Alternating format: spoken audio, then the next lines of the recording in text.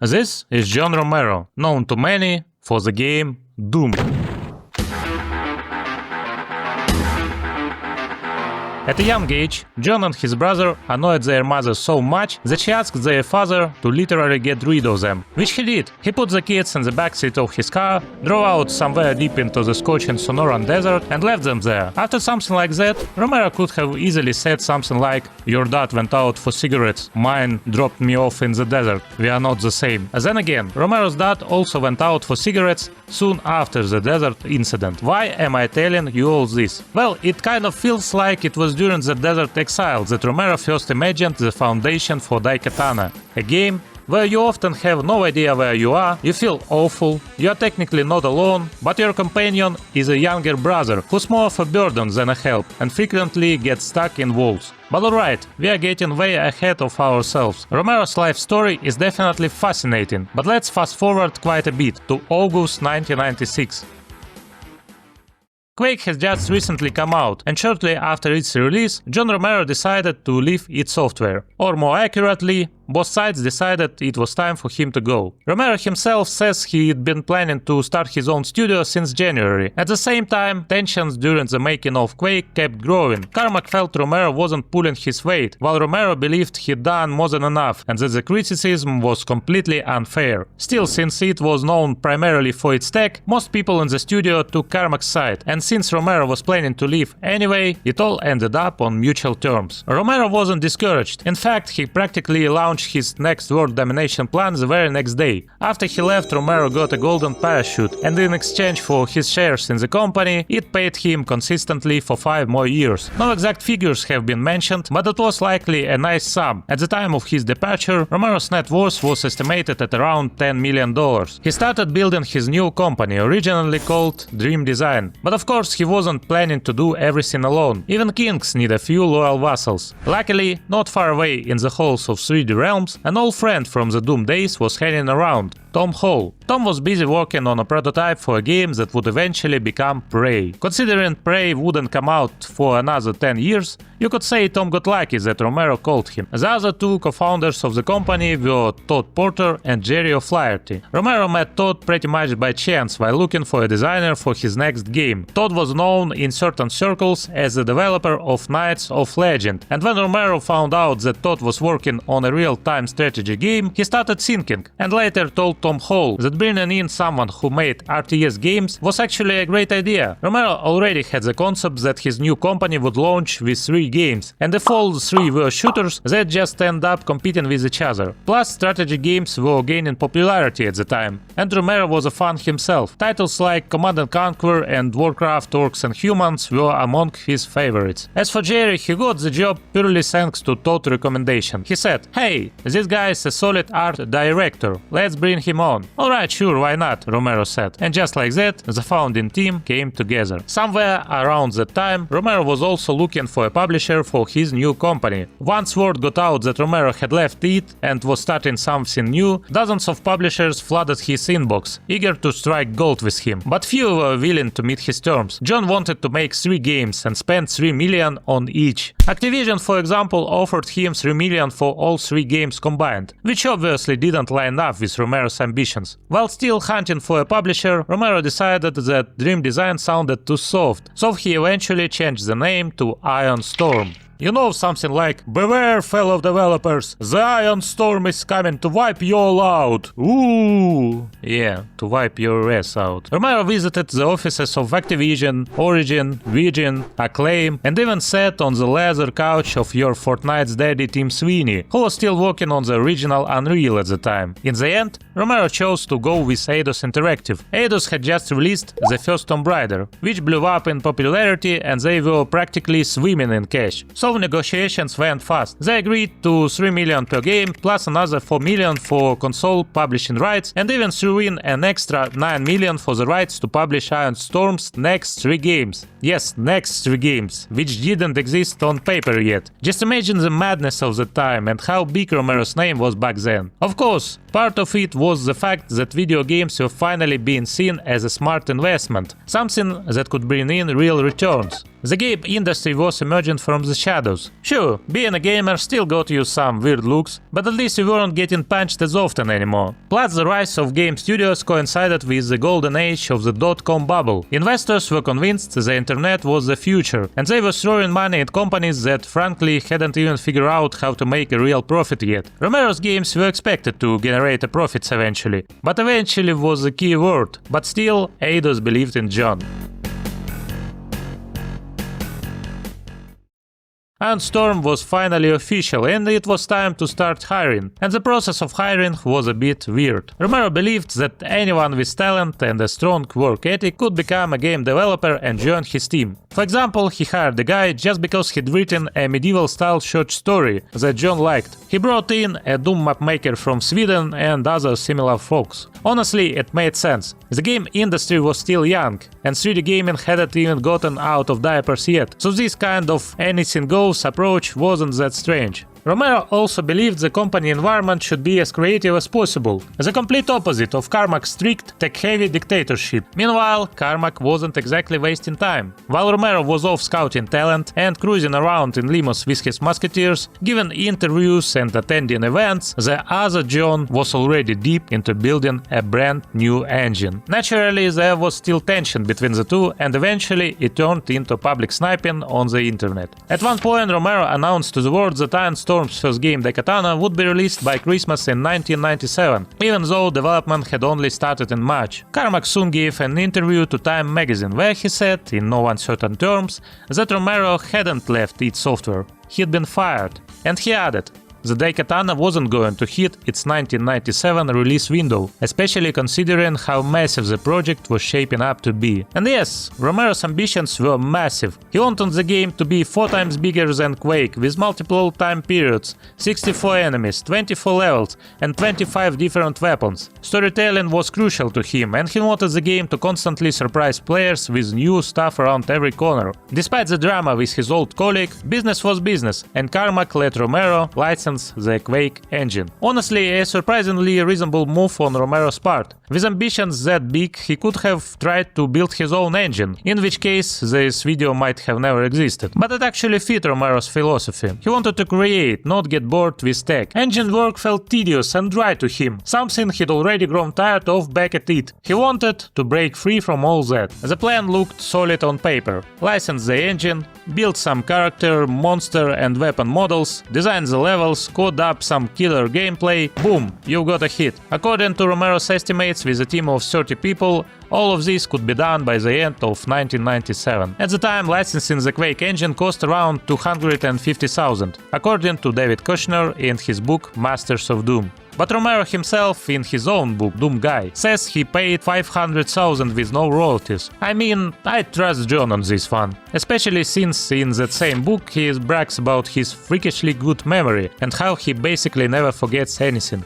Meanwhile, the marketing machine was starting its engines. Key Iron Storm figures were popping up in magazine spreads and doing interviews. And around that time came what probably was the most infamous Daikatana ad of all, John Romero's "About to make you his bitch." And just below, suck it down. Naturally, gamers were not thrilled, neither was the gaming press. But after some noise and outrage, most people decided, well, if the game turns out amazing, maybe being his bitch won't be so bad. Honestly, these days it feels like every game company is making people their bitch, just without the courtesy of putting it in an ad, and nobody really complains anymore. But in all seriousness, Romero has always stood his ground when it came to that ad. He claimed he would never say something like that himself. Sure, back in the Doom Deathmatch days he shouted stuff that could peel paint off the walls. The kind of trash talk that made you want to rinse your mouth out with soap. But he said he'd never call fellow gamers that, and the art wasn't his idea. According to him, it was pushed by Mike Wilson, one of the guys at Iron Storm. Later, in an interview, Romero actually apologized for the ad.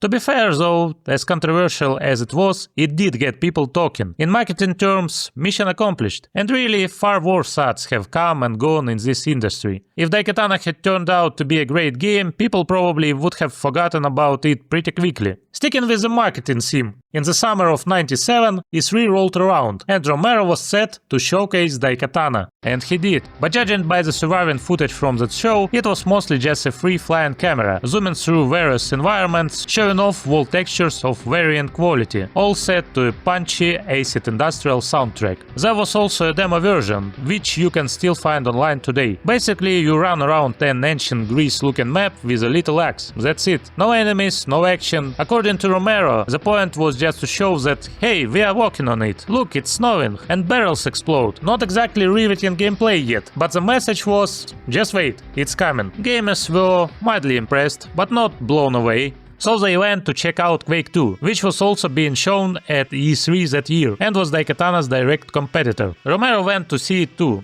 and the moment he saw colored lighting, a feature that had never been done in 3D games before, he realized his own game already looked outdated. That was the turning point for Daikatana's development. Right then and there, Romero decided his game had to move over to the Quake 2 engine. Luckily, part of the deal with its software allowed him to use future tech from them. Unluckily, Romero couldn't actually get access to the new engine until Quake 2 was released. And that's when Romero made what might have been the single worst decision of his career. He kept working on Daikatana using the original Quake engine, with the idea that once Quake 2 was out, they'd just transfer everything over. For some reason, he thought this would only take about a month. And maybe, if someone close to him had said to John, "Hey John, my dude, stop, you don't even know what the Quake 2 engine will look like yet. Transferring all this work isn't going to be simple." And if Romero had listened, maybe he'd have said, "Screw it, let's just focus on making the best game we can, on time." But that just wasn't Romero's style. He couldn't let go of the ambition of being the best, or at least second best behind Carmack. It was obvious that waiting for Quake 2 and launching after it would look like a sign of weakness. Maybe some part of him still believed Daikatana could beat Quake 2 when it came to gameplay.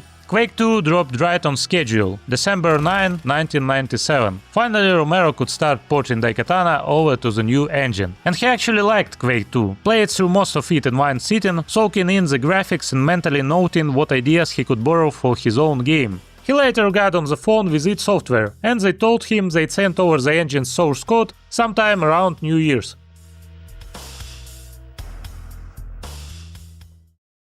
By February 1998, Iron Storm's main office was finally set up. It was a 20,000 square foot loft, with floor-to-ceiling windows and with a glass dome on the roof. The kind of decor that screamed expensive, louder than it screamed taste. Romero wanted to turn the space into a Willy Wonka factory for gamers and game developers. Everything was top of the line for the era. Pool tables, arcade machines, foosball, a dedicated gaming lounge, TVs and 21-inch monitors, usually 2 per employee. Of course, all of that cost money. Just the renovation ran up a bill of $2.1 million, and rent $300,000 a month. When Romero saw it all come together, he had a brief moment of panic. He realized that for Iron Storm to break even, his game wouldn't just have to be good, it had to be a massive hit. But whatever optimism was left, it quickly got flushed down the toilet when Romero got a look at the Quake 2 source code. The engine's architecture was vastly different from the original Quake, and suddenly porting Daikatana didn't seem like such simple task. At that point, many team members realized just how much work lay ahead, and that there was a real risk the project might not come out at all, which wouldn't look great on a resume. Some employees started arguing that they should just stick with the original engine, like they'd planned all along. But Romero wouldn't budge. To convince the more vocal skeptics, he literally set up 2 monitors side by side, one running Quake and other Quake 2. So the difference would be obvious. And yeah, most people agreed, the difference was real. If Daikatana stuck with the old engine, it would look outdated from the start. 3 future masterpieces were supposedly in the works. At least that's what Romero hoped, and I'm sure the publisher Eidos was hoping too. The studio had grown to around 80 people, each of them earning a respectable salary, and the money set aside for the development of 3 games was disappearing before everyone's eyes. In the end, 13 million that Eidos had allocated for the entire Iron Storm deal was burned through in about a year. Just keeping the studio afloat cost 1.2 million per month. Eidos wasn't exactly thrilled about the situation, but at that point they had no choice but to grit their teeth and keep funding Romero's wishlist. Now if you are wondering how they could even afford to do this, let's crunch some numbers, corporate style. Tomb Raider by the end of 1997 had reportedly sold about 7 million copies on PC and PlayStation. That was huge. It was one of the best-selling games at the time. And if you estimate an average price of $50 per copy, that's a $350 million. Of course, that's not pure profit. Some went to the developers, some to the cost of manufacturing discs, some to retailers. But even if you slice that number into thirds, Eidos still walked away with over $100 million they had to do something with. And in classic capitalist fashion, money has to make more money. So yes, Romero cash-burning machine made them a little nervous. But at the same time, the execs knew that even if Daikatana only sold 500,000 copies, they'd more or less break even. And they'd still have 2 more promising games coming up after that. Besides, how could the rockstar of the game dev world release a game that sells only 500k? This was gonna be a multi-million seller, right? So, what were the other promising games Ion Storm was working on besides Daikatana? Well, there was Anachronux, a 3D RPG being developed by Tom Hall and his team, and a mysterious title called Doppelganger, which Todd Porter was heading up. But then Todd had an idea. Instead of working on Doppelganger, he pitched Romero on buying an unfinished RTS called Dominion, a game developed by his old team, the one he left to join Ion Storm. In Todd's mind, Dominion just needed a bit of polish and could be released quickly to earn some fast cash and prove to Eidos that everything at Ion Storm was going great. But Todd quickly became a source of tension within the company. The core of Ion Storm was mostly made up of young people, many of them fresh out of college or with no degree at all. Meanwhile, Todd's team was full of older guys, some of whom didn't even know what Doom was. On top of that, Todd had a reputation for being an extremely strict boss. He ran his team with nearly military-style discipline, calling them soldiers and combat units, and he even started interfering with other teams' work, despite nobody asking him to. Needless to say, this didn't go over well. At one point, Romero seriously considered firing Todd, but ultimately decided against it. According to Romero, he couldn't bring himself to fire someone just because everyone disliked him, maybe projecting his own experience at id Software. So instead they had a talk, and the whole issue just sort of faded away. After that, Dominion was bought from Todd's former studio for another 1.8 million. Todd shelved Doppelganger and got to work with his team, finishing up Dominion. One of Ion Storm's biggest wins was hiring Warren Spector, who, at 41, had suddenly found himself in the job market. By that point, Warren was already a legend, having worked on hits like Ultima, Wing Commander, and System Shock. When Romero called him, Warren was literally about to sign a contract with EA Games. As he tells it, he already had the pen in hand, hovering over the paper. But Romero convinced him to wait, meet up, and talk. And soon after, Warren joined Ion Storm to start working on yet another game. Yes, a fourth project, even though not a single game had been released in over a year. And while that sounds insane, it turned out to be one of the smartest moves Romero ever made. Warren ended up being the most level-headed, well-spoken guy in the entire company. And he made it clear from day one that he wasn't planning on making anyone his bitch. He just wanted to quietly work on the game of his dreams. FPS games didn't really interest Warren. What he loved was immersion, the feeling that games could let you be someone you could never be in real life, a spy, an astronaut, a secret agent. That's the kind of experience he wanted to create, and the result was Deus Ex, arguably the most successful game to come out of Ion Storm.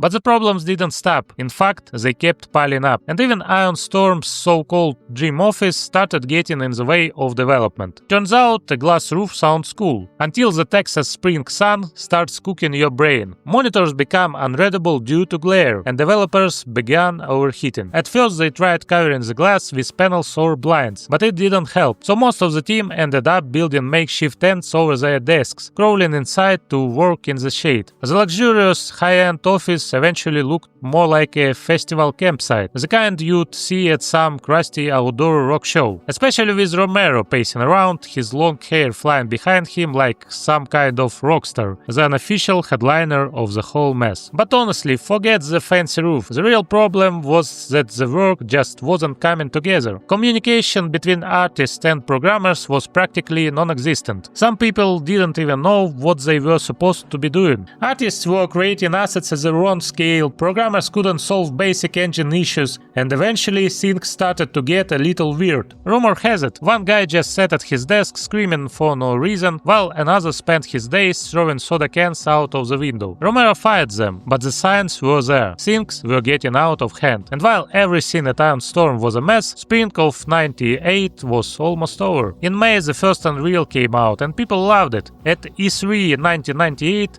Half-Life was shown off, and Gabe Newell got a solid thumbs up from the entire gaming community. Daikatana was shown off too, and honestly it looked fine, but the hype that surrounded Iron Storm in '97 was already fading fast. And it dropped even further that summer, when Iron Storm's first actual game, Dominion by Todd Porter, finally came out. It was a real-time strategy game that flopped almost immediately. Nobody cared about Dominion. StarCraft had just launched a few months earlier, and compared to that, Dominion looked embarrassingly outdated. And while all that was going on, Romero got in touch with Ben Goki, a developer at Raven Software, the team behind Heretic and Hexen. Ben told him that their publisher had split the team across different projects, but they really wanted to keep working together. So Romero pitched the idea to Eidos, and they agreed to fund a prototype for Daikatana 2, handing out $250,000 for it. A new studio was born, Human Head Studios. But as you can probably guess, Eidos soon realized that they'd be lucky to finish the first Daikatana, let alone start planning a sequel. The project was quietly shut down. Still, this whole situation shows just how out of touch Romero was at that point. The hype around expectations had turned into hype around failure. Gamers online, tired of waiting, started openly clowning on Romero and Iron Storm. All bark, no games. The only thing the studio had released was Dominion, and nobody cared. People joked that Romero's only real achievement was working on Doom, and that was a long time ago. But the memes went too far. Eventually, some outlets started writing serious articles, complete with photos of Romero with a bullet hole in his forehead. Gamers who didn't follow it laughed, saying, "What, again?" This wasn't the first time rumors of Romero's death had spread. At one point, people even claimed he died crashing his Ferrari. Now they joked that he shot himself in the head after losing to Carmack in Quake. According to Romero himself, that infamous photo was taken for Texas Monthly, which was doing a feature of the top 20 Texans, and they thought the pose was perfect, given the kinds of games he made. Why he did it,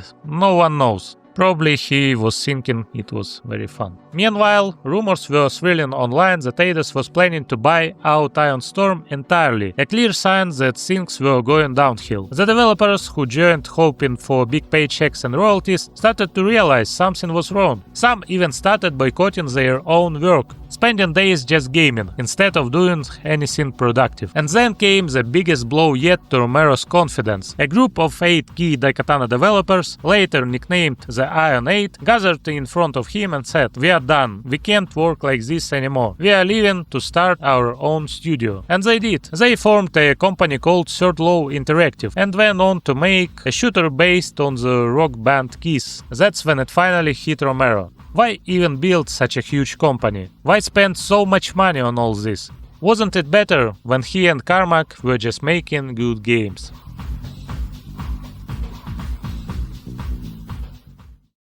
Luckily for Romero, someone was there to lean on, or maybe more accurately, to lean into. Stewie Case, a hardcore Romero fan and one of the very few people who could actually beat him in Quake, and probably the only woman who ever did. She was one of the few who genuinely supported Romero through all the chaos, and she was ready to go down with the ship if needed. Over time, she went through quite the transformation. From a typical 90s gamer girl into a full-blown model. She lost weight, got breast implants with the money she'd made, and even posed for Playboy. Romero, it seems, was very much into this new version of Stevie, so much that he divorced his second wife almost immediately after their daughter was born, and started dating Stevie. With his personal life changing, Romero decided it was time for professional changes too. The old team had to go. New people were hired, including reinforcements from Tom Hall's Anachronox team, which was still in development. Everything now was focused on one goal, getting Daikatana finished no matter what. It wasn't until January 1999 that the long-awaited switch to the Quake 2 engine was finally complete, more than a year behind schedule. And remember, Romero originally thought this would take a month. They were now promising the game would be out in February. Of course, that promise was as empty as all others. The game still needed a ton of polish before it could even be shown to the public. In March, they managed to release a multiplayer-only demo. It looked fine and honestly played decently, fast-paced and solid, but the tech race of that era was already lost. Because while Romero was still finishing Daikatana, Carmack was deep into Quake 3. Then came summer again. E3 1999. Once more Daikatana was shown off, but even the fans, Doom lovers, Romero fans, curious onlookers, could see that this wasn't going to be a revolution. At best it might be an okay game, and even then, its graphics already felt outdated. To make things worse, a new build was supposed to arrive on day 2 of the demo, but Todd Porter, who wasn't even supposed to touch Daikatana at that point, somehow broke something in the build, causing the game to lag badly. Romero was furious. This ended up being one of the final straws that led to Todd finally getting fired. But since Todd was one of the company's co-founders, you couldn't just boot him out like a regular employee, so he was given a generous golden parachute on his way out. And then, what had felt inevitable for a long time finally happened. Eidos bought out Iron Storm. But they didn't fire Romero or the others. They let everyone stay and finish their games. At that point, there was already too much money and effort sunk into everything to just walk away. And so, after nearly another full year of crunching, debugging and sleep deprivation, a year in which developers literally slept in the office, Daikatana finally came out, April 21st, 2000. And I wish I could tell you that the saga ended on a high note, but no, it isn't. Romero of course praised the game in interviews. He said it turned out great, a real threat, but the truth was a lot harsher. The game was at times flat out unplayable. So, I guess now it's finally time. Let's dive into the game itself, and after that we'll take a look at what players and critics thought of Daikatana back then, and see just how right or wrong they were. The release version of Daikatana and the version I actually played are basically two different games. Now, of course, for the full experience it would have made sense to play the original retail version. And at first that was my plan. But then I realized, no, that's probably not how I want to spend my time right now. I could have taken a step further and played both versions and made the video based on that. But honestly, I just didn't have the patience. Even today, with a fun patch that fixes most bugs and makes the game more playable, it still takes around 12 hours to beat. And spending a full day of my life on that, not something I was mentally prepared for. So here's what I decided. I'd play a bit of the release version, do my research, and then play the patched version properly from start to finish. And come on, most gaming YouTubers haven't even touched half of the games they talk about. At least I know which button makes the gun go bang in this one. So, what is this fun patch exactly? Well, Romero and his team only patched the game up to version 1.2, which did fix a bunch of critical bugs, but even then the game was still clunky, frustrating and hard to get into. Eventually fans, yes, Daikatana actually has fans, stepped in and put together patch 1.3, a massive community effort that fixes tons of issues. It also gives you some flexibility. For example, you can remove the companion characters completely, which, let's be honest, makes the whole experience a lot more enjoyable. But of course I decided I'd play it with the companions, because keeping them would mean missing out of the true Daikatana experience. And hey, even the patch creators say, bro, trust us, it's more fun with the sidekicks. And for a moment I actually believed them. Do I still believe them? Yeah, we'll get to that. The good news is this patch pretty much solves all the major problems with running Daikatana on a modern system. In my sponsor-only Discord, I post handy guides on how to play the old games I cover, so make sure to support me on Patreon and join the sponsored Discord. So, what is Daikatana actually like? Well, it's pretty much exactly what Romero promised us, at least in terms of content. But of course there's a catch. There's always a catch. If someone like Peter Molyneux promises that the trees in his game will grow in real time, you can bet there'll be no trees at all. Just a crypto shop selling NFT leaves. But Romero, if he says there'll be 4 time periods, there will be 4 time periods. If he says 25 weapons, yep, you'll get your 25 weapons. I didn't count them all, but I can confidently say Daikatana doesn't feel lacking in content. But again, there's a catch. Romero's like that genie from the joke. You wish for a bigger dick and sure you'll get one. But it's growing out of your forehead. The game's beginning is honestly one of the worst, most frustrating openings I've ever seen, and I'm not the only one who thinks so. Even Romero himself admits it in his book. As someone online once said, the opening levels feel like sabotage from inside the dev team. And honestly, I wouldn't be surprised if at some point Carmack sent a spy to Ion Storm to help design the first few levels. It starts with a 10-minute long cutscene. Yes, 10 minutes. Which for shooter in year 2000 was insane. Even the monorail ride in Half-Life only lasted 5. And it's not even interesting. It's that classic case of let me tell you about a bunch of people and events you couldn't possibly care less about. And 5 minutes after it's over, you won't remember any of it. We meet main character, Hiro Miyamoto, who's flexing with a sword in a futuristic dojo like he's auditioning for The Matrix. Now, why he's still training with sword in the future is anyone's guess. Then again, we've got guys today dragging iron around gyms when enhancement pills exist. Just inject and chill, man. No. Gotta roll around in sweat with other dudes and argue about protein. Anyway, a rugged old man shows up and says something like, "Greetings, son of Duratan. I knew you'd find your way." oh wait, wrong game. Between dramatic camera zooms and tubercular cough, he lays out the story. There were two clans, Mishima, no relation to Tekken, probably, and Yobihari. They fought forever, no one was winning, so the Mishima leader hired a legendary blacksmith to forge a god-tier sword, the Daikatana. And quick lore break. The name Daikatana actually came from D&D campaign Romero and Carmack used to play. Romero's character made a deal with demons to get the sword, but it ended up dooming the world and wiping the party. Classic. Or maybe Carmack was just too drunk on beer and rage quit. Who knows? And back to the game. The swordsmith, turns out his hero ancestor, was about to hand over the blade, but then the sword showed him that the Mishima clan were the bad guys. So instead of refunding the order, he just gave the sword to Yobihari, because they were the good guys and would totally use it for peace. Totally. Turns out the Daikatana was ridiculously overpowered and the Yobihari used it to turn the Mishima into sushi at the Battle of Mountain Fuji. And after the victory they sent the sword off with a hobbit to toss it into a volcano, even though they totally could have just flown in there on eagles. But of course, evil never dies.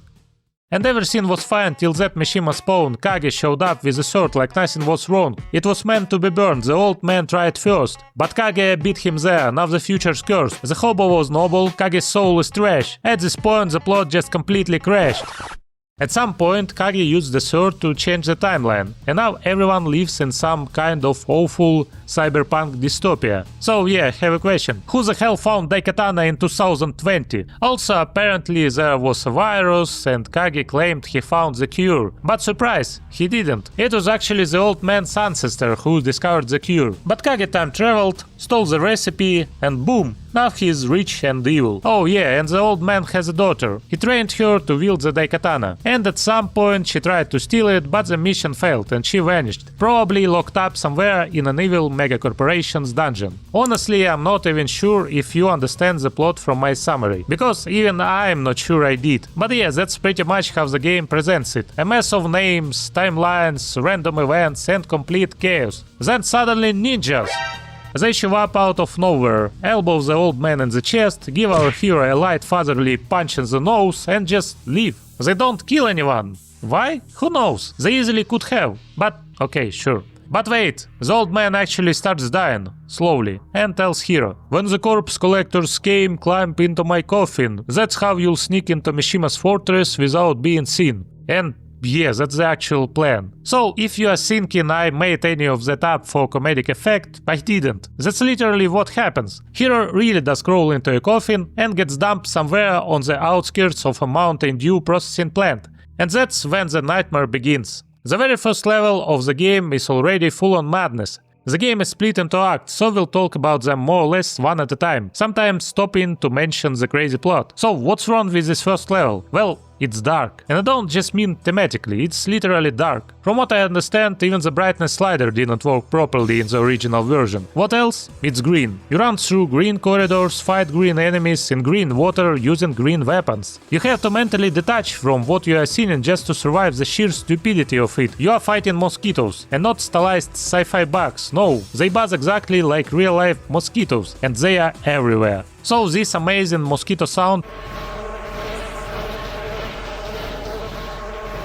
follows you constantly, and if you are lucky, it bugs out and never stops. Other enemies include mutant frogs, mutant crocodiles, and machine gun turrets. At this point, I honestly don't know what happened to Romero's imagination. Why this? Why not start the game with something like a run through futuristic Tokyo, fighting humanoid enemies, ninjas even? But no. Instead we are stuck with mosquitoes and swamp trash, like we are playing some NES game based on a movie that had no action in it, so the devs just fill it with rats, flies and whatever random nonsense they could think of. Only this game wasn't based on a movie, so why not try harder? Okay, maybe Romero wanted to show a rising from the bottom kind of story. And sure, maybe one day Quentin Tarantino will say Daikatana inspired the coffin scene in Kill Bill, the one where Uma Thurman punches her way out. I bet it was tough for her, but at least she didn't have to play Daikatana and fight freaking mosquitoes. And seriously, why make the first level like this? It's like GTA Vice City started with RC helicopter mission, or Mafia started with Race, or Silent Hill started with that weird Shakespeare riddle. Wait, actually that's one not far off. Well, you know what? Drop your own cursed first mission ideas in the comments. Tell me how your favorite games would have started if they were designed like Daikatana. Honestly, I think part of the problem is that Romero didn't have anyone around who could pull him aside, put a hand on his shoulder and say,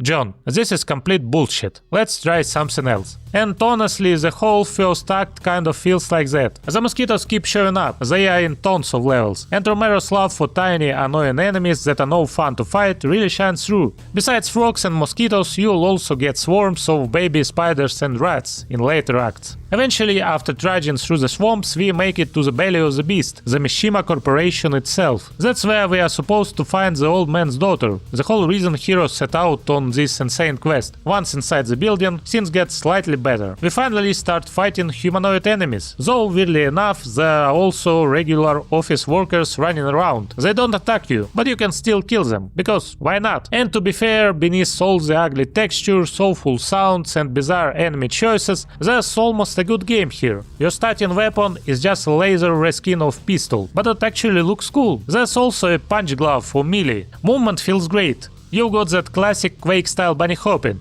though it's not super useful in these mostly cramped linear levels. Still, it's Quake engine, and Carmack never messed up the feel of gameplay. That said, we shouldn't give all the credit to him either. And thank God the core gameplay isn't awful, because I'm going to try and find some positives here. Otherwise, I'd just say this game sucks and the video would be over in 90 seconds, but you wouldn't even have time to fall asleep to it. The second weapon you get is a grenade launcher, and man, it's weird. I actually love grenade launchers in games, probably even more than shotguns. I'm a second generation demo man from Team Fortress, alcoholic, half-blind and proud of it. So when a game lets me use proper grenade launcher, I'm usually happy, borderline euphoric. But this launcher sucks. The grenades don't fly far, they deal okay damage, but, and here's the kicker, if they miss and land off the ground, they stick to the surface. And if you step on them, you explode. It's such a bizarre design choice.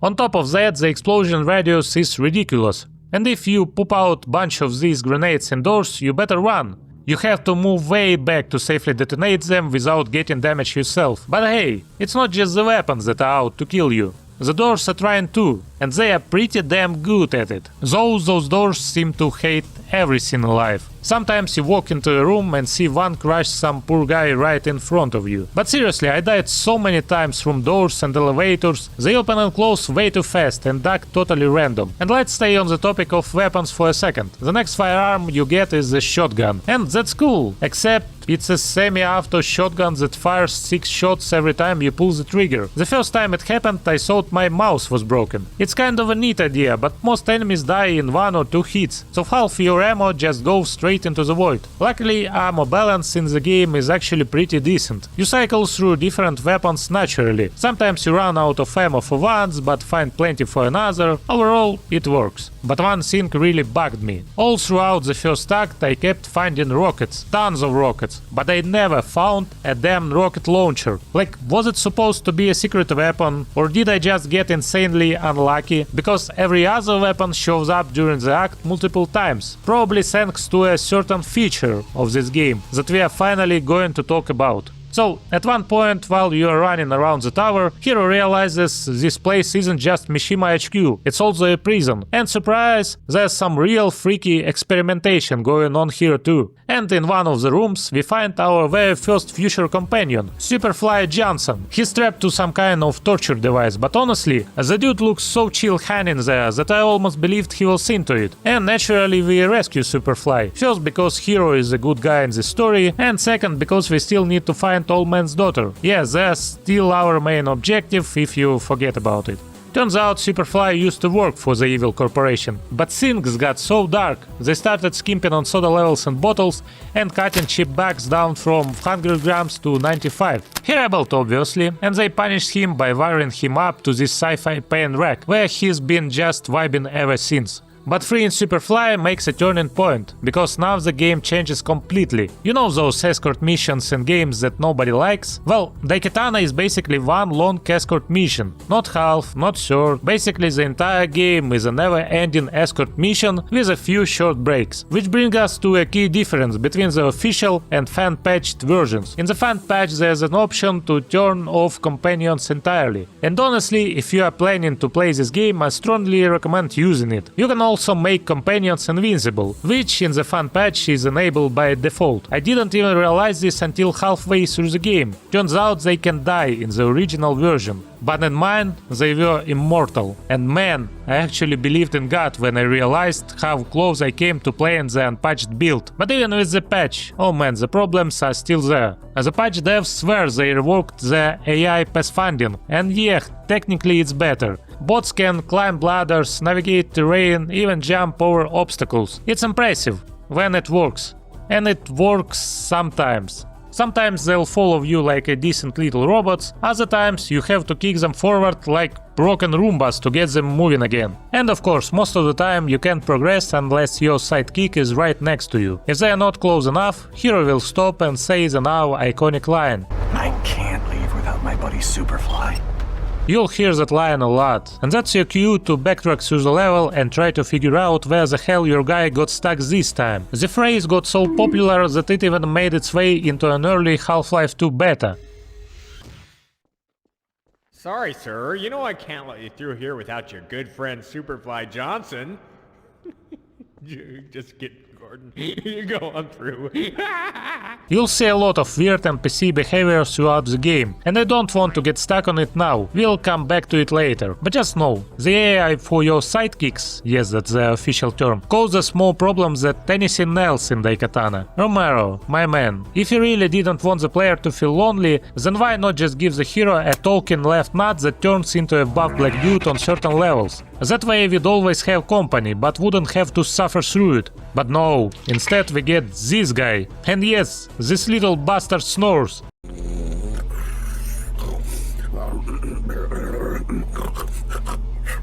Oh, sorry. You'll spend a lot more time in Act 1, and while things do improve slightly after the Mosquito Fest levels, a lot of it is still weird. For example, the enemies. You got hit scan dudes that sometimes insta-kill you, and then there are big dumb robots who just walk at you aggressively. Also on the menu, flying robo-squids and robo-pigs. And there are a couple of gameplay moments where the level design is seriously questionable. I'll explain it using the Half-Life engine as an example, since I know it better than the Quake 2 engine. You know that scene where you walk through a hallway, the game says loading, and then you keep walking down the same hallway like nothing happened. That's done by splitting the world into separate maps. You end one level with a corridor, start the next level with the same corridor, and when you cross an invisible trigger, boom. Seamless transition. Modern games hide that with scrolling through gaps animations or whatever. But here's what Daikatana does. You walk through a corridor, it loads the next section, and suddenly you are surrounded by enemies you can't even see. And you can't go back. If you try, the game teleports you back to the previous map where the enemies don't exist. So if you came in low on health, like I did, you are in for some real quality time with the load game screen. That's when I really started to feel like Romero's bitch. I made you my bitch! Eventually we find that woman, Mikiko Yobihara. Superfly said earlier she was hot, and yeah, she's so hot I'm burning. She says we need to find the Daikatana ASAP. At first everyone says no, and then suddenly they say yes, and now we've got two sidekicks. Your companions are technically combat units. You can command them, tell them to follow, pick up weapons, even attack enemies, but they don't seem very enthusiastic about it. And about the weapons. Turns out you can order your companions to pick up guns lying on the ground, but in the heat of battle I usually just grab them myself. For a long time I didn't even realize you could give orders like that. And honestly, what's the point? Why not just make it so I can't pick up a weapon I already have? But whatever. Yes, you can manage your team, but in practice it mostly just turns into mashing the follow me key, in my case F, and hoping they don't wander off to lick a wall.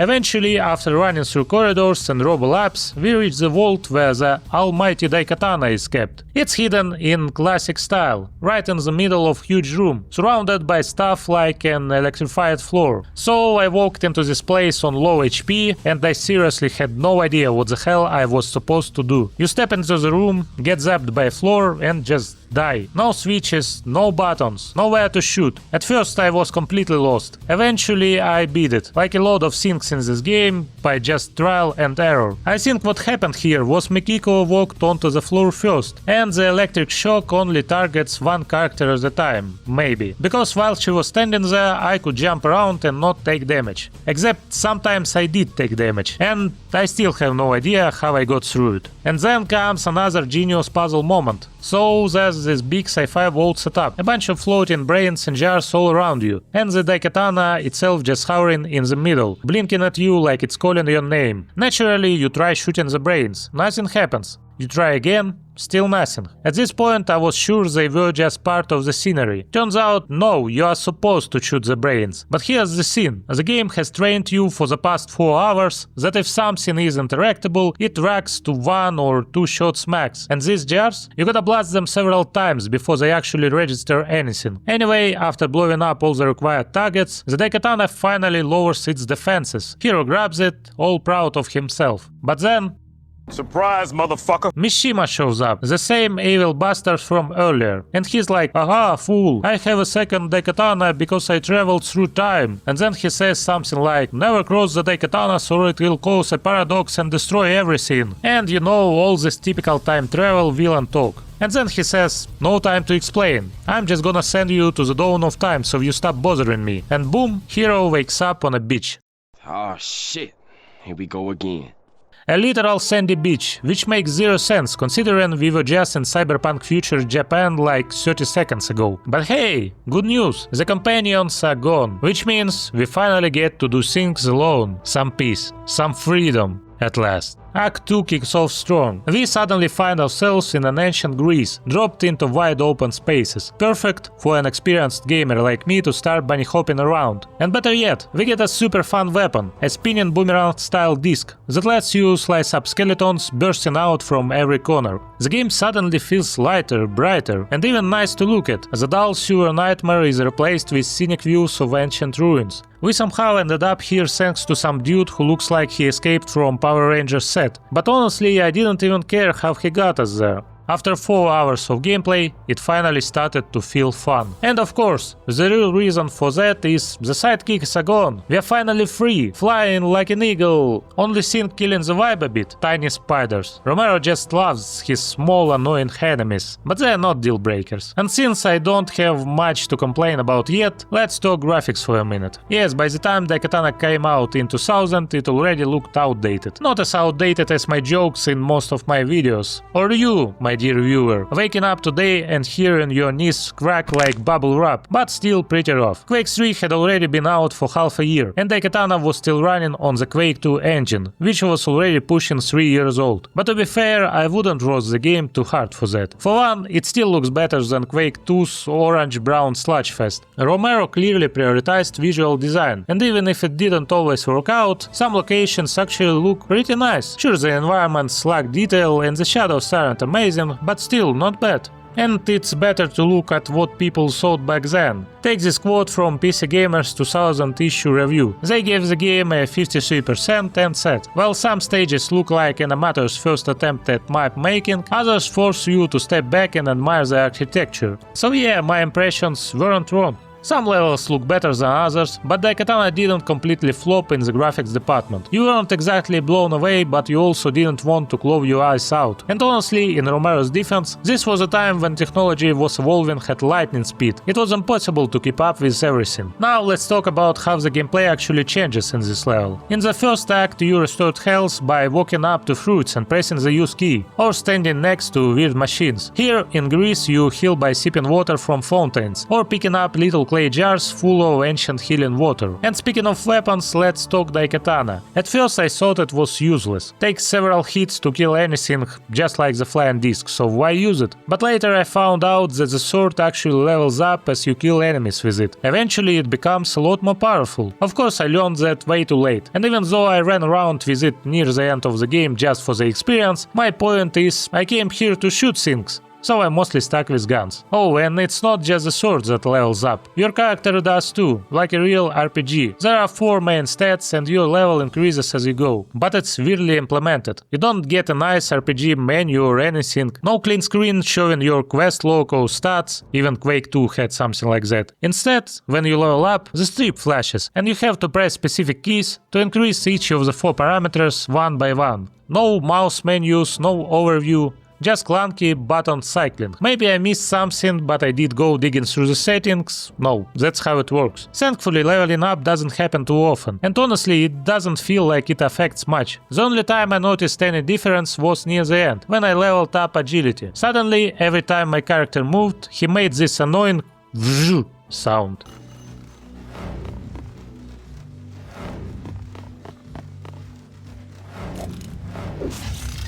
And since I was stuck on a level and already about 8 hours into a non-stop play session, it pissed me off so badly I just rage quit the game, just to get a break from that goddamn noise. Back to the game, it decided to take the weirdest possible turn. Suddenly we run into what seems to be this world's version of Sharon, the ferryman of the dead. He wants a coin to take us somewhere, to the next level I guess. Naturally we have to go looking for the coin. It's not super well hidden, but still takes some effort. Luckily the levels aren't as confusing, yet, as they could have been. Romero himself wrote that the early levels had to be redone because they were way too long.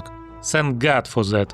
Because if the whole game was built like some of the later levels, yeah, I think we'd all be one load screen away from a full mental breakdown. But don't worry, we'll talk more about the confusing layout soon. In fact, even in this act I had a lovely experience I'll call where the hell do I go? The funniest part, once you do find the coin, the game decides to bug out. Charon's not even on the boat. Hero walks up and goes, Glad to see you're still here, Karen. It's just like me and my imaginary friends on Discord.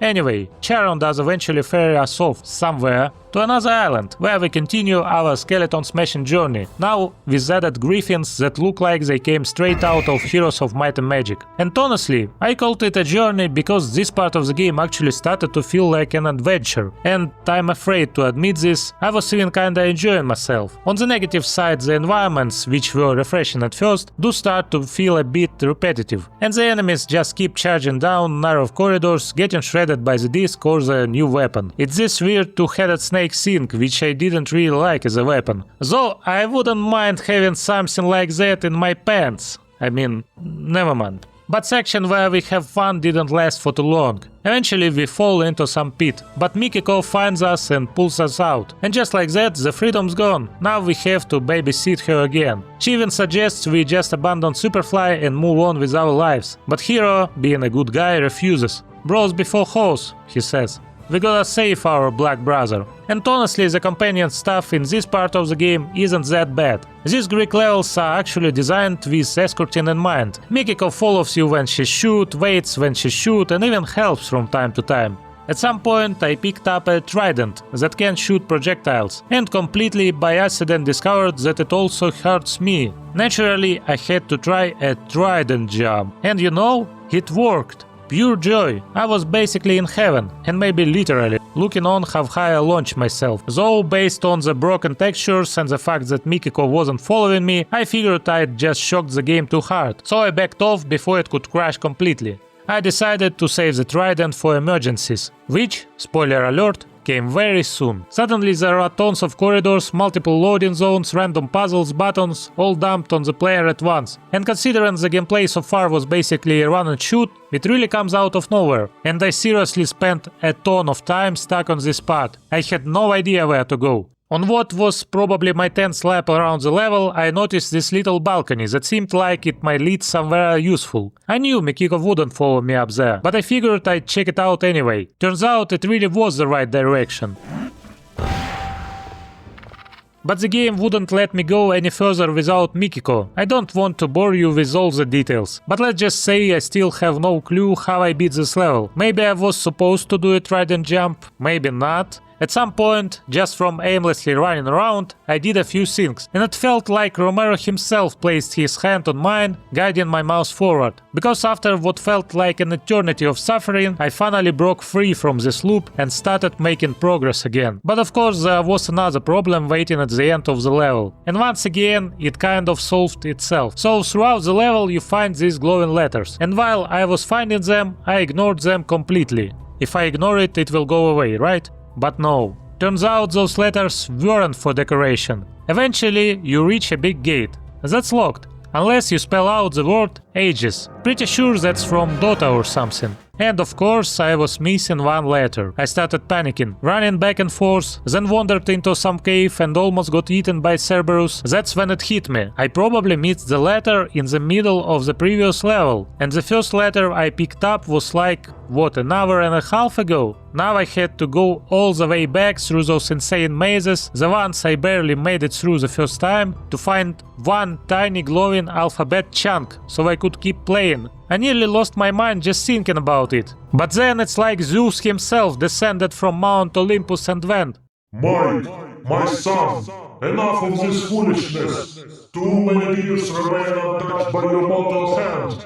Backward decree, the gate shall yield. And guess what? Even though I was missing a letter, the gate just opened. I think that was first and the last time Daikatana's junky coding actually worked in my favor. The act wraps up with us finding Medusa herself, and we destroy her using some kind of special weapon called the Eye of Zeus or something like that. Behold, the Eye of Zeus. Then we find our old body, completely turned to stone. And by the way, speaking of things turning to stone, there's something in my pants that's turning to stone when you like and subscribe to my channel. Sorry, moving on. So we save our guy, hooray! And heroes come up with a great idea. What if we charge the Daikatana with Medusa energy to open a time portal? And it actually works, sort of, because just as we're about to celebrate, our space samurai villain pops up again and goes, "Mahaha, you won't escape me that easily." And with a stylish sword swing, he slices open another portal and throws us into Act 3.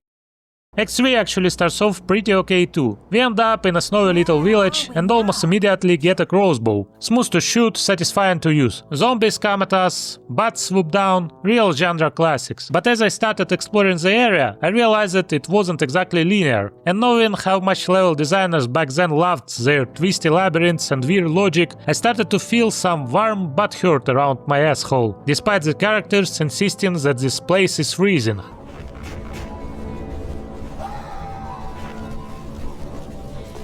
Guess I was paranoid for a reason. This location turned out to be a nightmare. At first though, I was still managing to make progress, slowly but surely. I found what looked like a mini fort and was 100% convinced I had to go inside, but the game wouldn't let me in. I poked around the area endlessly until I finally smacked a nearby cart, and, surprise, it broke open, revealing a little crawl space I could squeeze through. Okay, fine, not the worst puzzle in the world. Once inside, I saw 3 symbols on the wall. Clearly a hint that I needed to go find 3 stones, bring them back, and use them to unlock the next area. So I assumed I'd missed something important and started backtracking. Which, yep, turned out to be the right move. After pushing through a few more enemies, I ended up in a church and found a priest.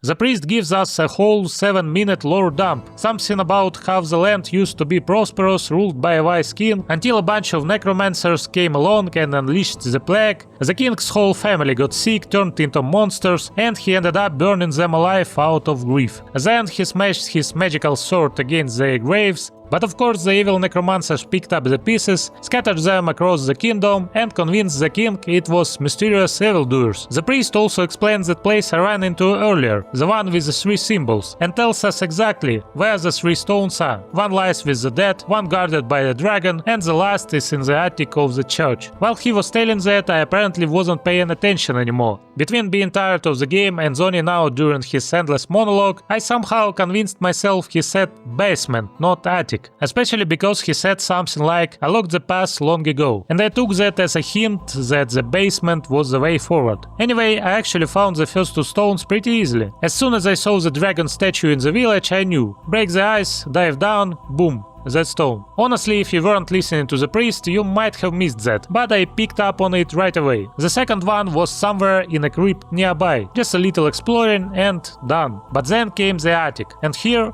I hit a massive brick wall. Again, probably because I misunderstood the priest. I spent so much time walking through the whole map. I swam through the icy water, which, by the way, damages you if you stay in too long. I found a bunch of secrets. I even found the secret fish, that weird mascot that id Software snuck into a bunch of their games. But progress? None. The problem is, this part of the game suddenly wants to be Morrowind, except without any of the basic stuff Morrowind actually had. Like sure, I wasn't expecting a minimap, that'd be asking too much. But how about a simple quest log that says something like, the priest told me the stones are in the crypt with the dragon and in the attic. Or even just the ability to talk to the priest again? Nope, he just vanishes. So while I was still stumbling around the map, I was locked in a mental war with myself. Should I check a walkthrough or not? I really hate doing that. I was thinking, hey, if I'd played this back in my childhood, I probably would have figured it out eventually. Because back then I could afford to spend a whole week, maybe even more, banging my head around the same puzzle in a game I liked. But now that finishing this game actually affects my video making speed, I don't have that luxury. So yeah, I gave myself permission. Walkthrough time. And of course the solution had been right in front of me the whole time. There's a rope hanging in the church that leads to the roof, but the roof is slippery. Of course it is. I had climbed it before, multiple times, but always from the same side. And of course, on the other side, there was a tiny, annoying little opened window that I just never looked at. And that's where you're supposed to jump in, get into the church, and finally grab the last damn key. Classic Daikatana. Finally, we can move on. Mikiko tells us she's not feeling great, but insists everything's fine. She's just a little woozy from a rat bite. Yeah, in a town overrun with plague zombies, she's out here brushing off a rat bite. Honestly, Miss Yobihara would be a perfect hire for any corporate job. Hey, are you okay? Just a small accident on the way in. Lost both legs, doctor off my arms. Nothing really serious. Welp, I'm rolling out to finish the quarterly report. And speaking of rats, yeah, there's a lot of them. They are this level's tiny enemy, which Romero seems to think is a mandatory feature of every single area. They even spit poison, which slowly drains your health. Not by much, but the screen turns green every time it happens, which gets real annoying real fast. Still we press forward towards the king's castle, fighting off undead creatures as we go. The shooting is still fun in this act. The whole aesthetics, medieval, gothic, really sells the Dark Ages vibe. It's got that Quake 1 energy, and as a big fan of the first Quake, I'm all for it. The enemy zoo is pretty random. Rats, bats, some dwarves, and werewolves. At one point, Mikiko finally collapses from her illness and falls into the arms of our heroic Superfly. He agrees to carry her until we find a cure or she gets better. If only he knew that back in Dak 2, she was ready to ditch his ass without a second thought. But hey, what's loyalty if not blind? Anyway, the moment Superfly picks her up, it's like their combined stupidity fuses together and he becomes 2, maybe 3 times dumber than usual. This level was absolutely painful in that regard. Superfly kept getting stuck. Constantly. I couldn't even walk a few steps ahead without worrying he'd vanish from the face of the earth. And with how confusing the level was already, I knew that if I went too far without him, I might never find him again, which would mean restarting the whole section or reloading from a save. And I really didn't want to do that. Oh, speaking of saves, I was spamming that sacred F5 like there was no tomorrow, and honestly, I'm not even sure what I feared more, dying or running into some critical game-breaking bug. So yeah, about saves. In the original release release, you couldn't save anywhere you wanted. You had to collect these special save games scattered through the game. Only then could you actually record your progress. Apparently, this brilliant idea was so well received by players that it got completely cut by version 1.1, and they just let you save wherever you want. Seems like Romero was doing everything in his power to scare off players. This would have been a cool idea for like an extra hard difficulty mode for those who actually enjoyed the game and wanted a challenge. But for me, no thanks, I'll pass on that masochism. And let me tell you, I can only imagine how much worse this level would have been if my companion could actually die. Because on top of everything, this place is just constantly spawning all kinds of monsters in every corner. I don't remember if I've said this already, but thank god I didn't play this on hard. I do like a bit of try-hard experience in my games, sure, but I had the sense to stick to medium difficulty for this one. Even then, the difficulty curve is, let's say, uneven. Act 2, enemies were basically target dummies, but here they dumped a hot pile of pain right into my bowl. Still, gotta give a credit where it's due. The level is atmospheric as hell. The music is solid, and honestly one of the few clear highlights in the whole game. There's snow falling outside, you feel the chill. Then you head underground toward lava and it's warm again. And Superfly is running around, talking, adding to the atmosphere. Moments like that really make you think. If only Romero had dialed down the ambition just a little, this could have been a genuinely great game. But of course, all that hope gets shattered the moment Superfly gets stuck on yet another goddamn curb. As for weapons, besides the crossbow, we get a sort of ballista that shoots heavy bolts. I ended up using it a lot, since I ran out of crossbow bolts constantly. There are also magic staffs you loot off mini-boss wizards, but honestly I barely touch them. This whole area actually gives off heretic vibes, though I haven't played much of that game. Still, the whole Magic Vanta aesthetics feels similar. Eventually you fight your way through a bunch of spellcasters, though I couldn't even tell which one was supposed to be her, they all looked the same. And reach the cursed king himself. Hero tries to talk to him, but one look at that guy's face tells you, yeah, diplomacy is off the table. So we fight. And just like every other boss in this game, he goes down in like 3 shots. Seriously, the bosses in this game are comically easy. Anyway, everything wraps up nicely. We gather the shards of the king's sword, he regains his sanity, a monk shows up and finds an antidote from Mikiko, she recovers, we charge up the Daikatana using the king's blade, and once again we face our cosmic samurai villain. But he just laughs and goes, "Mahaha! John Romero says, this game has 4 episodes, your suffering isn't over yet." And off we go, to San Francisco 2030, more specifically to a mega prison with no guards, where inmates are apparently just dropped in from helicopters, and judging by what we see, only the most jacked sons of bitches got picked. But hey, at least there's diversity. Nearby we also spot a Mishima research facility. Obviously, that's where we are headed next. The game finally decides to stop pretending it's a first-person RPG or a medieval shooter or whatever it was going for,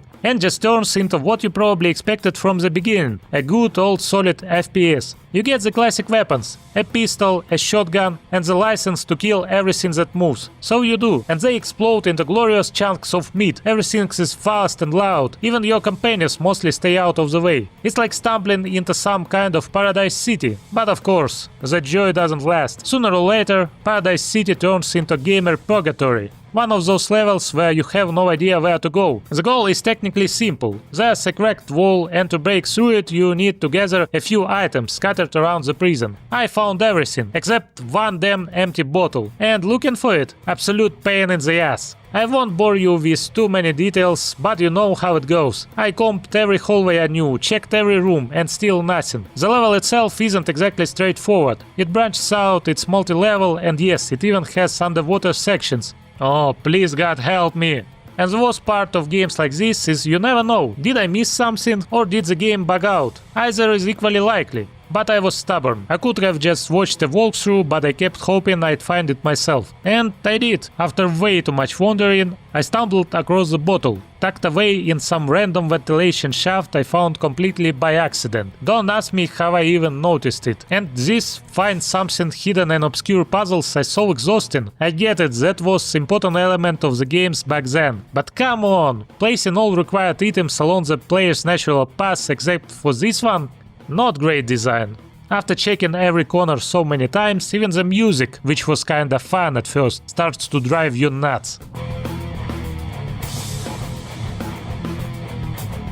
Anyway, once we bust out of jail, we end up in these semi-underwater levels that are clearly screaming Duke Nukem reference. There are sharks everywhere, ready to bite you right in the testicles. We find some motorboats, split up with Superfly, and eventually I make it into main corporate HQ of the evil Megacorp. Now we are dealing with keycards, elevators, confusing layouts, and of course our lovely companion's signature AI screw-ups. Thankfully, she's only one left. Superfly apparently went on vacation or something. Act 4 overall feels like a midpoint between the awful beginning of the game and the decent middle part. Not the worst, but by this point I'd been playing for over 11 hours and I just wanted it to end. And keep in mind, I skipped a ton of pointless levels for sake of this video actually being watchable. Eventually we find Mikiko's ancestor, a scientist working for the main villain. We tell him the truth. The evil Mishima stole his Q research, used it to get rich and lied about everything, including the virus that Mikiko's dad was infected with. The scientist doesn't believe us at first, but after a dramatic pause, he's like, okay, you are right, go blow that evil bastard to hell. So off we go, to the next level, Mishima's mansion. Japanese style design looks honestly great, but naturally filled with classic lower the ladders by pressing hidden buttons in random corners of the building gameplay. Fantastic. Other than that, it's fine. We've got the minigun from earlier and the laser railgun thing that feels like one of the strongest weapons in the game. Eventually we find out Mishima has already fled away. Superfly magically catches with us somehow, and we follow the villain to yet another secret high-tech facility. And this finally is the last level. Fortunately, it's nothing too special, just a straightforward run and gun. We catch up to Mishima and of course he's waiting in a boss room, ready to deliver the standard final villain monologue. Superfly interrupts him, Mishima is offended and promptly kills Superfly. Then, surprise! The spirit of Hero's ancestor appears again. We've seen him a couple times already, but nothing too important, so I haven't told you about him. This time, the spirit possesses Hero, fills him with ghost power, and the final battle begins. Which, just like all the other boss fights, lasts about 30 seconds. And in the most convenient twist ever, Superfly turns out to be alive. The Daikatana vanishes from Hero's hands, and it turns out we undid everything Mishima screwed up through time travel, including that second Daikatana he somehow looted. So our heroes start freaking out that they are about to be erased from existence too, just like your crypto portfolio during a bad future trade. But of course, Hero has a plan. They all dash off to some kind of reactor to charge up the Daikatana and make one last time travel jump. Hero jumps the Daikatana into the reactor, and the gang waits, exchanging deep philosophical monologues about fate, destiny, and other bedtime story material. But while they are busy with that, surprise! Someone straight up jacked the Daikatana. And yep, you guessed it, Superfly gets another knife to the ribs. Hang in there, bro, you'll be back in 5 minutes. And who's behind this backstabbery? Well, none other than our sore-faced ex-teammate, looking like she's been needing to take a dump for the past 2 hours. Turns out, she betrayed us. Didn't see that coming, did ya? She is starting some villain speech. Oh yes, the Daikatana is mine, my precious. And then drops a lore bomb. My dad lied to you, our clan is actually evil, everyone's evil, only you Hero are pure and good, blah blah blah. And I plan to go back in time, save my daddy and basically turn into Mishima 2.0. Then she comes at us with a knife, but as the heavy from Team Fortress 2 once wisely said, I've yet to meet one that can outsmart a bullet. or in this case, a laser bolt right to the face. And just like that, boom, one less backstabby psycho on the team. So now everyone's dead, very sad. But Hero as always pulls a galaxy brain move, and the next thing we see, Mikiko, Superfly and her dad are alive and chatting like nothing happened. They talk about searching for the Daikatana, but maybe it's just a myth. Turns out Hero somehow reset the timeline and saved them all. Bravo time, samurai!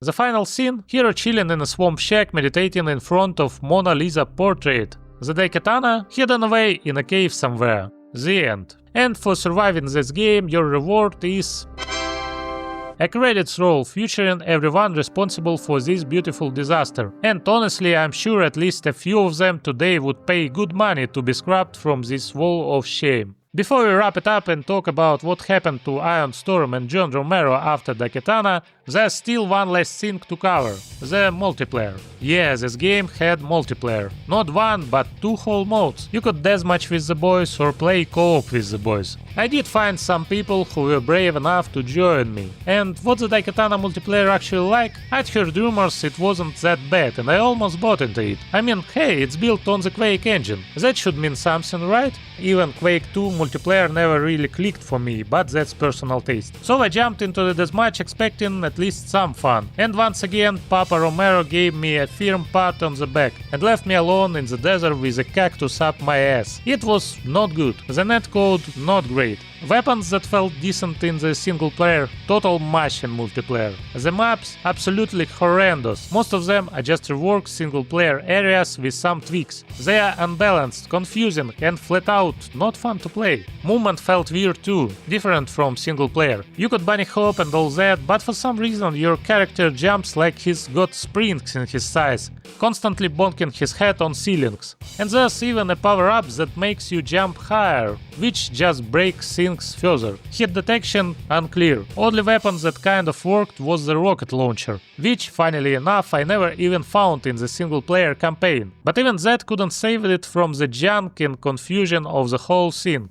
And look, I get it. The single player was rough. But this? How did this get past Romero? The man lived for deathmatch. He helped invent it. You are telling me he didn't notice this wasn't even remotely fun? The maps were full of troll traps, like literal spawn points that dropped you into death pits, or elevators you couldn't escape from, all proudly stamped with Romero quality seal. Oh, and they put Daikatana in multiplayer and made it upgradable, just like in campaign. Whoever upgraded first basically became immortal, which meant every other player just dreamed of finding them and committing glorious samurai seppuku on their blade just to end the match. There's even a special map just for Daikatana duels. Some final thoughts. Unless you had a traumatic brain injury or a strong masochistic streak, I strongly advise you not to play this. But co-op? Surprisingly, I can kinda recommend it. Yeah, I know, hearing Daikatana and recommend in the same sentence hurts. But hear me out. After that deathmatch disaster, I somehow still had a few virtual friends left and convinced them to try co-op with me. This guy's nickname means Mike the Loser. He's trolling me, sure, but hey, I'm making a video. What's your excuse for playing Daikatana? And honestly, like with most co-op games, it's just more fun with a friend. Just please don't set the difficulty to max. We did that and it was a terrible idea. On normal, it's pretty smooth. And this might genuinely be the best way to play the game. Let's say every other game on Earth has vanished and torrenting no longer exists. If that ever happens, then sure, give Daikatana co-op a shot. Otherwise, just go play Serious Sam co-op instead. Or peel potatoes competitively online. Your call. Even the absolutely dumbest puzzles like shoot this completely random box on the map to unlock the way forward, or open a door and then sprint like you crap your pants before it closes again, even those start to feel a bit more tolerable when you are solving them together. Suddenly the nonsense becomes charming nonsense. Co-op truly does wonders. But of course the main issue, and this is a proud Daikatana tradition, is that when you reach the edge of a map you still have to wait. Only this time it's not for your damn AI buddy to catch up, it's for your real-life dumb teammate. And we didn't walk through that far, but I'm pretty sure the game doesn't let you split up tasks, like you go grab one key and I'll get the other. That was just too futuristic for the tech of the time. Oh, and when you die, you respawn all the way at the beginning of the level. So sometimes you are just running it for 5 straight minutes while your teammates sit around picking their noses. And yeah, some game-breaking bugs are still there. That said, we only played a chunk of episode 1, but honestly, if I had never touched the game before and suddenly got an overwhelming urge to play it, I'd definitely choose to go through it in co-op. So yeah, Daikatana also came out on consoles, and surprisingly not on PlayStation, but on the Nintendo 64 and Game Boy. Honestly, I learned about the console Daikatana just very recently. But then again, as I said before, I learned about the PC version way after my peak gaming childhood years too. Back then, getting your hands on games wasn't easy, and that created a natural filter. Sure, you might have missed some bangers just because no one in your neighborhood had the disc, which is how I missed out on Doom and the early Fallout games. But at the same time, the odds of playing something bad were way lower, because game disc vendors were basically the high priests of gaming culture. It was normal to walk up to some bearded dude at the market and ask him, hey, what's good these days? And if he ever dared sell you crap, you just find a different bearded dude with better taste in video games. Most of the garbage I played came from swapping discs with less savvy friends, kids who bought junk from the wrong dude, and then they passed that junk to me. One time I ended up with CD called Sheep, Dog and Wolf. My classmate though it sucked. I loved this game. Total banger. Anyway, forgive me, but I'm not gonna fully play through the Nintendo or God help us the Game Boy versions. But from what I've read and watched, they were, surprise, arguably better than what Romero put out on PC. The N64 couldn't match the PC graphics, of course, so it looked different. Not drastically different, but definitely distinct. The main highlight, they got rid of the companions. Just that alone made the game feel way smoother and way more tolerable. And the context matters. The N64 didn't have a ton of first-person shooters in its library, so Daikatana while flawed didn't look that bad compared to the slim pickings around it. Still, critics trashed the N64 version too, maybe just out of inertia, still bitter from the PC disaster and still pissed off about that infamous John Romero is going to make you his bitch ad. The Game Boy version, honestly it looks exactly like what you'd expect from a Game Boy game. Top-down dungeon crawler, run through rooms, whack some monsters, solve some puzzles. And according to my one friend who actually played it, it was way better than anything else that bore the Daikatana name. And really, what more can you say? In its first months, Daikatana sold around 40,000 copies, not a great start. Years of delays, bad press, and a growing reputation of total disappointment scared off most players. Critics absolutely savored the game's failure, happily reaping into Romero and his magnum opus. And honestly, it was deserved. The launch version was full of bugs, glitches and felt painfully outdated for something that spent 3 years in the oven, which at the time was an eternity for a game dev cycle. Some people even compared it to Waterworld, Kevin Costner's infamous money pit of a movie. Same story, massive budget, grand ambitions and a final product that just didn't justify any of it. Ironically, just a few months later, Iron Storm would release Deus Ex. It felt like the polar opposite of Daikatana, a passion project from a respected designer, Warren Spector, built quietly with little hype or bravado, and it crushed it. Critics loved it, gamers loved it, sales were solid. The game became an all-time classic in the action RPG genre, with deep mechanics and incredible player freedom. Sure, the graphics were a bit dated, but the gameplay blew that concern out of the water. Meanwhile, Anachronox was slowly crawling out of Iron Storm's other office. Romero had briefly started on a new Unreal Engine project, codename GameX, but Eidos told him to focus on wrapping up Anachronox instead. It still took another year of painful development post-Daikatana. The game turned out fine, not as legendary as Deus Ex, but solid. Sadly, thanks to a tiny marketing budget, a lot of people never even heard about it at the time. Eventually, the party ended. On July 31, 2001, Iron Storm was officially shut down. Romero later admitted that his biggest mistake was just letting things spiral. He didn't step in to fix problems, he wasn't managing, and yeah, probably shouldn't have called the fans bitches either. Pretty sure that will haunt him for life. It's easy to play armchair dev in hindsight, but Daikatana really could have been better. Cut the companions, scrap the RPG mechanics, trim some levels, completely redo the intro, focus more on what actually worked in the mid-game. Romero clearly had a vision, but somehow after so creating Doom and Quake, he missed the lesson. It's one thing to dream big and another to ship a working game. Sometimes you've got to cut corners to actually make it to release. Without Carmack around, Romero's ideas just kept expanding. Meanwhile, Carmack without Romero, yeah, he managed just fine. Even if Doom 3 ended up being divisive, it never reached Daikatana levels of disaster. Another interesting note is how little support Daikatana got post-launch. Despite all its flaws, the core wasn't totally hopeless. With some real effort, it could have been patched into a passable shooter. But nope, it got 2 weak patches and was abandoned. Compare that to something like No Man's Sky or Cyberpunk, both disasters at launch, but eventually redeemed with time and updates. Maybe the issue is Romero still believes the game was good, and that people just didn't get it. And yes, some ideas here were interesting. There was gameplay, and graphics, and enemies, and weapons. But what was supposed to make this game revolutionary? Just having more weapons and enemies than the average shooter? Because even back then, modded Doom was already delivering that, and with better polish. Or was it the story that was going to win us over? The one that throws together time travel, samurais, evil viruses, cyber corporations. Like, it could have been something fun, but not like this. Not when it's dumped on you 2 years after Half-Life, which did more with less. which has no 10-minute cutscenes, just immersive, tightly directed action, smart level design and top-tier sound. Daikatana in comparison just doesn't compete. Still, the game isn't completely terrible. Especially today, with fan patches fixing things up, it becomes a halfway decent retro shooter. The kind that occasionally has that 90s charm. Those crunchy textures, that techno-metallic acid trip soundtrack, those weird enemy models. It gave me a weird, warm, fuzzy feeling of nostalgia. Which is strange, considering I never even played it as a kid. Okay, so if you would like more videos about it or John Carmack or John Romero, please let me know in the comments what game you would like to see next. Thanks for watching and see you next time.